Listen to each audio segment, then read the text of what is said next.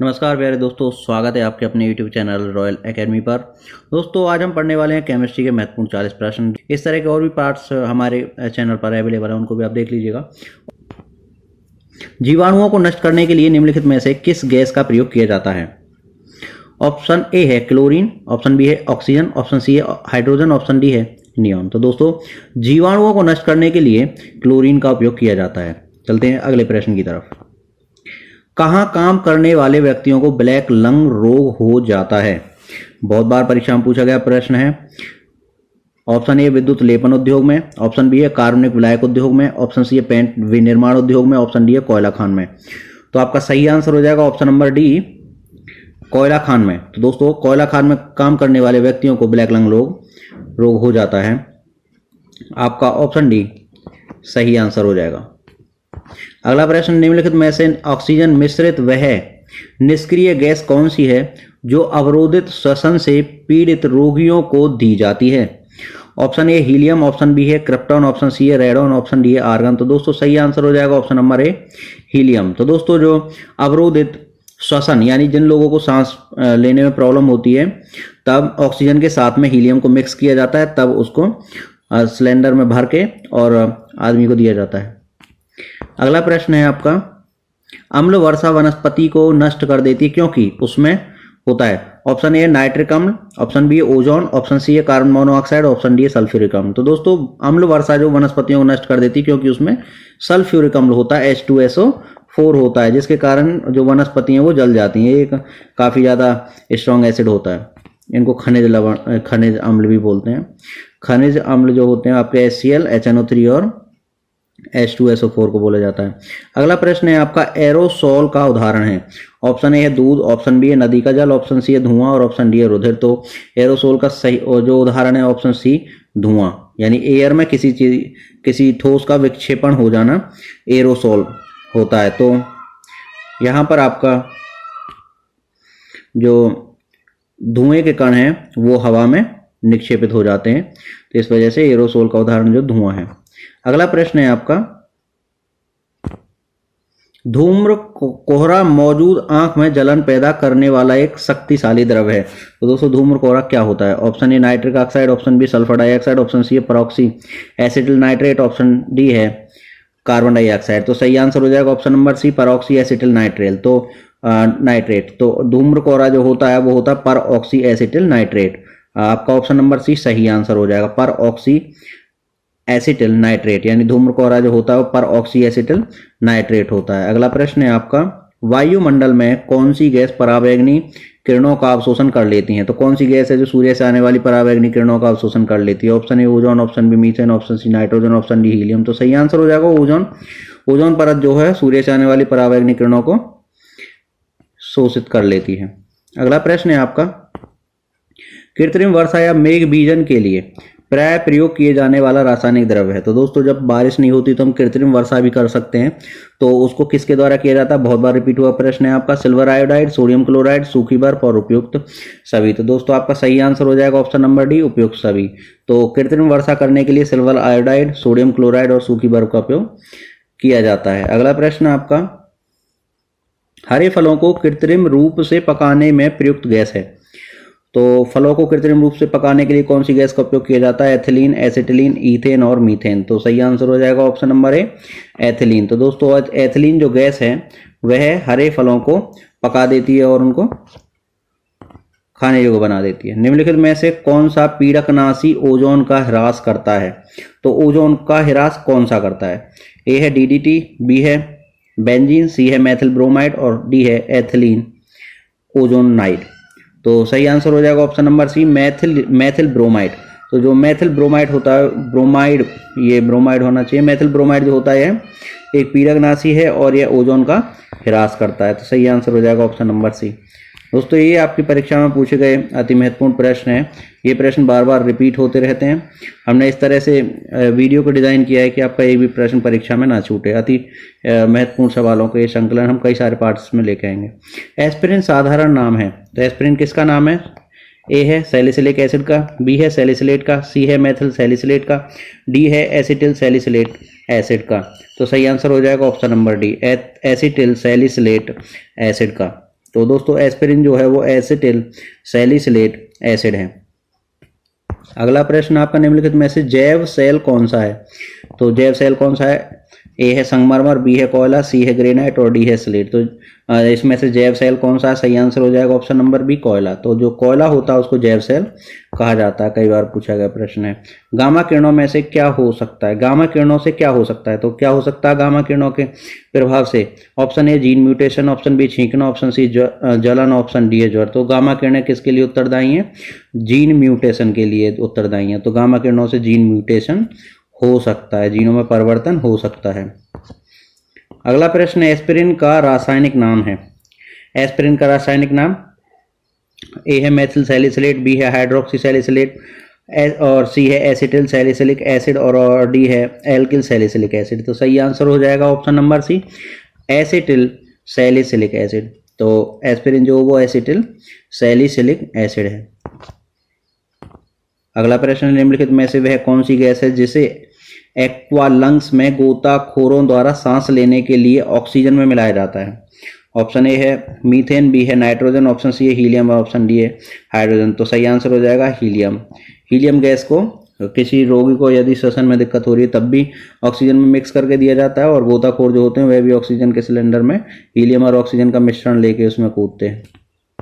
अगला प्रश्न है आपका भोपाल गैस त्रासदी किस गैस के कारण घटी थी? बहुत इंपॉर्टेंट प्रश्न, कई बार पूछा गया है। Phosgene, carbon monoxide, methyl isocyanide और क्लोरीन। तो सही आंसर हो जाएगा option number C methyl isocyanide. तो दोस्तों जो भोपाल गैस त्रासदी थी वह मिथाइल आइसोसाइनेट गैस के कारण घटी थी। अगला प्रश्न आपका बारूद का मिश्रण होता है, बहुत ही बार पूछा गया प्रश्न है। बालू और टीएनटी का, टीएनटी और चारकोल का, और नाइटर सल्फर और चारकोल का, और सल्फर बालू और चारकोल का। तो बारूद जो होता है किसका मिश्रण होता है? सही आंसर हो जाएगा option number C nitre sulphur और चारकोल का। तो जो बारूद होता है विस्फोटक पदार्थ होता है बारूद, ये नाइटर सल्फर और चारकोल का मिश्रण होता है। ऑप्शन सी आपका सही आंसर हो जाएगा, कई बार पूछा गया प्रश्न। अगला प्रश्न है उपास्थि तथा हड्डियों के निर्माण और संपोषण में आवश्यक तत्व होता है। ऑप्शन ए मैग्नीशियम, बी है कैल्शियम, सी है जिंक और डी है सिलिकॉन। तो उपास्थि या हड्डियों के निर्माण में, उपास्थि तथा हड्डियों के निर्माण में और संपोषण में आवश्यक जो तत्व है वह कौन सा है? आपका सही आंसर हो जाएगा कैल्शियम। बहुत इंपॉर्टेंट प्रश्न है, ऑप्शन बी आपका सही आंसर हो जाएगा। अगला प्रश्न है आपका फ्रीऑन का प्रयोग निम्नलिखित में से किस रूप में किया जाता है? तो फ्रीऑन का जो प्रयोग किया जाता है वह किस रूप में किया जाता है? ऑप्शन ए कीटनाशी, ऑप्शन बी शाकनाशी, ऑप्शन सी है प्रशीतक और ऑप्शन डी है कवकनाशी। तो सही आंसर हो जाएगा ऑप्शन नंबर सी प्रशीतक के रूप में। दोस्तों एसी और रेफ्रिजरेटर्स में फ्रीऑन्स का यूज किया जाता है। अगला प्रश्न है तो प्रशीतक जो होते हैं वो ठंडक करने वाले होते हैं। अगला प्रश्न है ओजोन में होती है, ओजोन में क्या होता है? केवल ऑक्सीजन होती है, ऑक्सीजन तथा नाइट्रोजन होती है, हाइड्रोजन और कार्बन होती है और ऑक्सीजन और कार्बन होती है। तो सही आंसर हो जाएगा ऑप्शन नंबर ए ओजोन में केवल ऑक्सीजन होती है। दोस्तों ओजोन का जो रासायनिक सूत्र होता है वो O3 होता है, इसमें 3 ऑक्सीजन होते हैं, वो सिंगल बॉन्ड से इपॉक्सी बॉन्ड से जुड़े हुए रहते हैं इस तरह से। अगला प्रश्न है प्रशीतक फ्रेयॉन जो कोल्ड स्टोर्स में भी यूज किए जाते हैं, यानी कि फ्रेयॉन्स जो रेफ्रिजरेटर और एसीज में यूज होते हैं। कैल्शियम टेट्राफ्लोराइड होते हैं, डाइक्लोरोमेथिन होती है, फ्लोरोस्पार और फ्लेस्पार होते हैं और हाइड्रोफ्लोरो ऑक्सैलिक एसिड होता है। तो सही आंसर हो जाएगा आपका ऑप्शन नंबर बी डाइक्लोरोमेथिन, आपका सही आंसर हो जाएगा। तो जो प्रशीतक फ्रेयॉन है वह डाइक्लोरोमेथिन में से। अगला प्रश्न है आपका कई बार पूछा गया प्रश्न है वायुमंडल में ओजोन ह्रास मुख्यतः किया जाता है, किसके द्वारा किया जाता है? सल्फर डाइऑक्साइड द्वारा किया जाता है, नाइट्रोजन डाइऑक्साइड द्वारा किया जाता है, हाइड्रोजन सल्फाइड द्वारा किया जाता है या क्लोरोफ्लोरोकार्बन के द्वारा किया जाता है? तो सही आंसर हो जाएगा ऑप्शन नंबर डी क्लोरोफ्लोरोकार्बन के द्वारा किया जाता है। इनको फ्रेयॉन भी बोला जाता है और ये प्रशीतक के रूप में फ्रिज और एसी में यूज किए जाते हैं। ऑप्शन डी आपका सही आंसर हो जाएगा।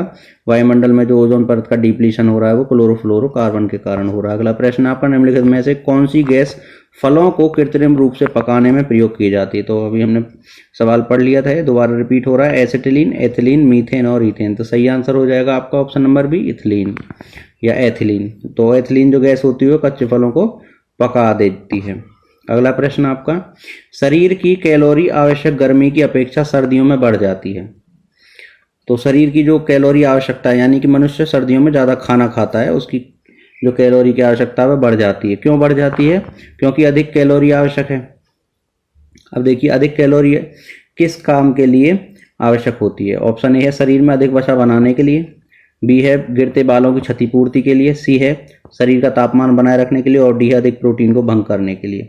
तो आपका सही आंसर हो जाएगा ऑप्शन नंबर सी, शरीर का ताप बनाए रखने के लिए। जो सर्दियों में लोग ज़्यादा खाना खाते हैं, स्वतः ही अपने आप ही उनकी डाइट बढ़ जाती है, क्योंकि उनको अतिरिक्त कैलोरी की जरूरत पड़ती है शरीर का तापमान बनाए रखने के लिए। अगला प्रश्न है सिगरेट के धुएं का मुख्य प्रदूषक क्या है? तो सिगरेट के धुएं में क्या चीज होती है? बहुत ही महत्वपूर्ण सवाल, कई बार परीक्षा में पूछा गया है। कार्बन मोनोऑक्साइड और डाइऑक्सिन, ऑप्शन बी है कार्बन मोनोऑक्साइड और निकोटीन, ऑप्शन सी है कार्बन मोनोऑक्साइड और बेंजीन, और ऑप्शन डी डाइऑक्सिन और बेंजीन। तो सही आंसर हो जाएगा option number B, carbon monoxide और निकोटीन। ये इसमें सिगरेट के धुएं में होता है। तो सिगरेट के धुएं में क्या होता है? कार्बन मोनोऑक्साइड और निकोटीन का मिश्रण होता है सिगरेट का धुआं, जो कि बहुत ही हानिकारक होता है। अगला प्रश्न है उत्प्रेरक वह पदार्थ है। तो उत्प्रेरक पदार्थ कौन से होते हैं? ऑप्शन ए है अभिक्रिया की दर को बढ़ा देता है, अभिक्रिया की दर को घटा देता है, और अभिक्रिया की दर को प्रभावित नहीं करता है, और ऑप्शन डी उपरोक्त में से कोई नहीं। तो सही आंसर हो जाएगा ऑप्शन नंबर ए, अभिक्रिया की दर को बढ़ा देता है। उत्प्रेरक वे पदार्थ होते हैं जो अभिक्रिया की दर को घटा अथवा बढ़ा देते हैं। तो इसमें जो सही आंसर हो जाएगा वह ऑप्शन ए और ऑप्शन बी दोनों हो जाएंगे। उत्प्रेरक पदार्थ जो होते हैं वह अभिक्रिया की दर को प्रभावित करने वाले कारक होते हैं। ऑप्शन ए और ऑप्शन बी सही आंसर हो जाएगा। अगला प्रश्न आपका, प्रमुख वायु प्रदूषक का एक उदाहरण है। तो वायु प्रदूषण कौन सा सबसे प्रमुख है इसमें? और ए है ऑक्सीजन, बी है हीलियम, और सी है कार्बन मोनोऑक्साइड, और डी है कार्बन डाइऑक्साइड। तो सबसे ज़्यादा प्रदूषक कौन सा है? Option number C, carbon monoxide जो होती है एक प्रमुख वायु प्रदूषक है। कार्बन मोनोऑक्साइड आप जानते हैं CO, कार्बन मोनोऑक्साइड। अगला प्रश्न आपका, तंबाकू का धुआं स्वास्थ्य के लिए हानिकारक है क्योंकि उसमें होता है। ऑप्शन ए है कार्बन मोनोऑक्साइड, ऑप्शन बी है निकोटीन, ऑप्शन सी है पॉलीसाइक्लिक एरोमेटिक हाइड्रोकार्बन, और ऑप्शन डी है मेलाथीन। तो इसका सही आंसर हो जाएगा ऑप्शन नंबर बी, निकोटीन। तो जो तंबाकू का धुआं होता है उसमें निकोटीन होता है, जैसे कि सिगरेट में होता है निकोटीन प्लस कार्बन मोनोऑक्साइड, उसी प्रकार तंबाकू के धुआं में भी निकोटीन होता है। अगला प्रश्न है आपका, खाद्य परिरक्षण के रूप में सबसे अधिक प्रयोग होने वाला पदार्थ, यानी खाद्य पदार्थों की रक्षा करने के लिए बैक्टीरिया से, जीवाणुओं से, और कौन सा है? Option A sodium carbonate, option B tartaric acid, option C acetic acid, option D है बेंजोइक एसिड का सोडियम लवण। तो इसका सही आंसर हो जाएगा option number D, benzoic acid का सोडियम लवण जो है खाद्य पदार्थों के परीक्षण में यूज किया जाता है ताकि वो सड़े गले नहीं, उनमें दुर्गंध ना आए।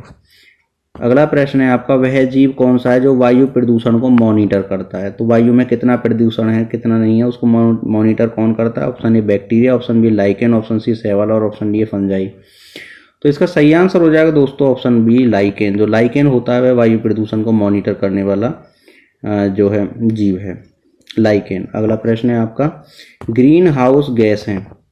Option A carbon dioxide, option B sulphur dioxide, option D है नाइट्रिक ऑक्साइड, ऑप्शन सी है नाइट्रिक ऑक्साइड, ऑप्शन डी है एथेन। तो सही आंसर हो जाएगा आपका option number A, carbon dioxide. तो दोस्तों कार्बन डाइऑक्साइड जो एक ग्रीन हाउस गैस है। दोस्तों यदि आप चैनल पर नए हैं और आपने अभी चैनल को सब्सक्राइब नहीं किया तो चैनल को सब्सक्राइब जरूर कर लीजिए, क्योंकि यहाँ पे आपको रोज एक इसी प्रकार का वीडियो मिलता रहता है, और हम गारंटी के साथ कहते हैं यदि आप हमारे साथ मेहनत करेंगे तो आपको जरूर 100% सफलता मिलेगी। अगला प्रश्न है, ग्रीन हाउस प्रभाव के लिए मुख्यतः जिम्मेदार वायुमंडलीय गैस कौन सी है?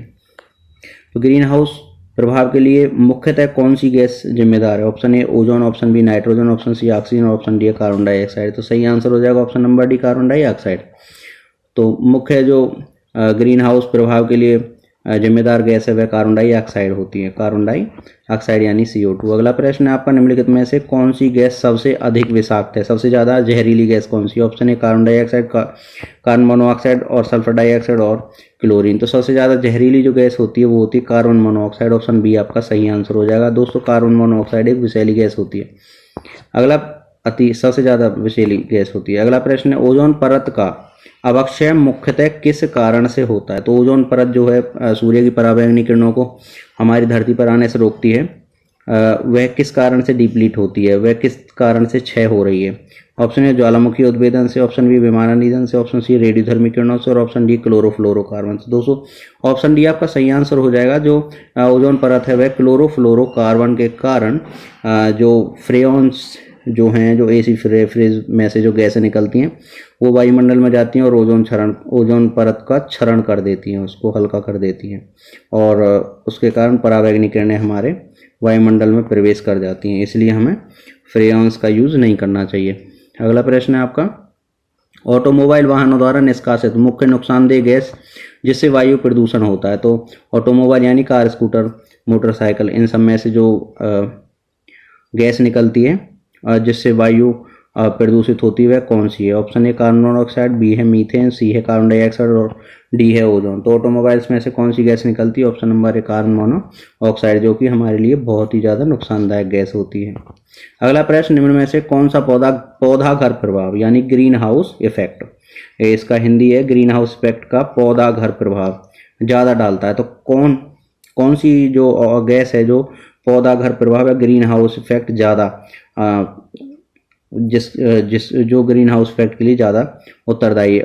Option A ozone, option B carbon monoxide, option C carbon dioxide, option D है जलवाष्प। तो सबसे ज़्यादा जो पौधा घर प्रभाव यानी ग्रीन हाउस इफेक्ट के लिए जिम्मेदार है वह कौन सी है। आपका ऑप्शन डी सही आंसर हो जाएगा। जलवाष्प जो है ग्रीन हाउस इफेक्ट के लिए सबसे ज़्यादा असर डालती है। वैसे कार्बन डाइऑक्साइड, अगर जलवाष्प के अलावा देखें तो कार्बन डाइऑक्साइड होती है और ज़्यादा देखें तो जलवाष्प होती है। अगला प्रश्न आपका है, रात को पेड़ के नीचे सोने की सलाह नहीं दी जाती क्योंकि तब इससे।